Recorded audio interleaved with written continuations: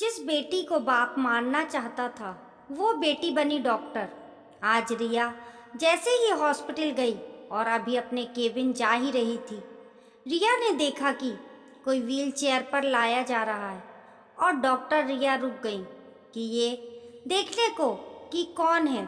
पास आने पर मैंने चेहरा ध्यान से देखा तो याद आ ही गया कि ये चेहरा देखा हुआ है और ये तो मशहूर व्यापारी कुमार वर्मा हैं, जो कभी मेरे पापा हुआ करते थे।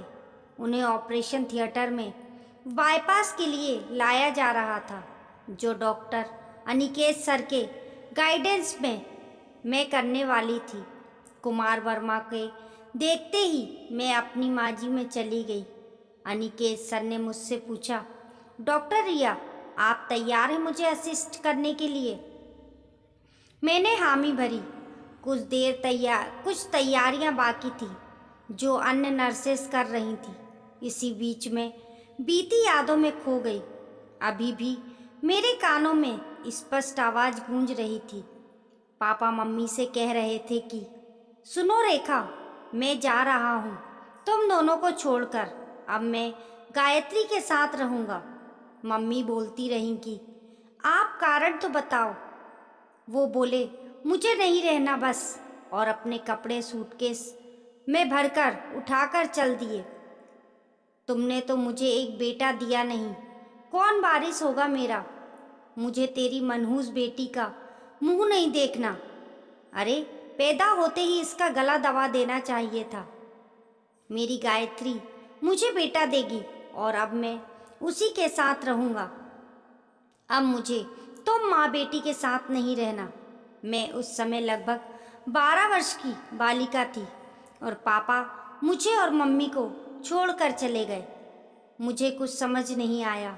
मम्मी सरकारी स्कूल में पढ़ाती थी, इसलिए खर्चे पानी की तो कोई दिक्कत नहीं हुई, पर भावात्मक रूप से हमें संभालने में काफ़ी वक्त लगा। दिन बीते, मम्मी ने कोई दावा नहीं किया। उनका कहना था कि जिसने छोड़ दिया उसके रुपये भी क्यों लेना। पापा ने मुझ पर भी कोई हक नहीं जताया। मैं और माँ एक दूसरे का सहारा थी। माँ ही मेरे लिए सब कुछ थी। बाप और माँ दोनों का फर्ज अकेले निभाया। समय के साथ आगे बढ़ते हुए मैं हार्ट स्पेशलिस्ट डॉक्टर बन गई। नर्स आवाज़ दे रही थी, डॉक्टर, सब तैयारी हो गई, अब आप ऑपरेशन शुरू कर सकती हैं। जब कुमार जी को ऑपरेशन के बाद आईसीयू में शिफ्ट किया तो उनसे मिलने गई। वो मुझे बहुत धन्यवाद देने लगे कि मैंने उनका सफल ऑपरेशन किया। मैं बोली, कुमार जी, क्या आपने मुझे पहचाना?